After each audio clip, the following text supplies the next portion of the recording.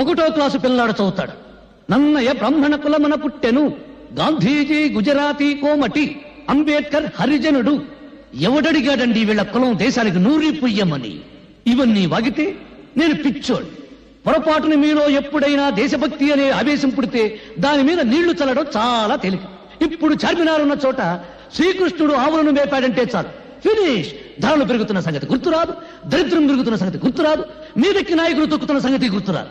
శ్రీకృష్ణుడు, ఆవులు, చార్మినార్ ఫలోమని పరిగెత్తుకుంటూ వెళ్తారు, ఒకరికొకరు నలుకుని చేస్తారు. జయ హే పుణ్యభూమి నా దేశం. ఒక్కసారి బాగా ఆలోచించుకోండి.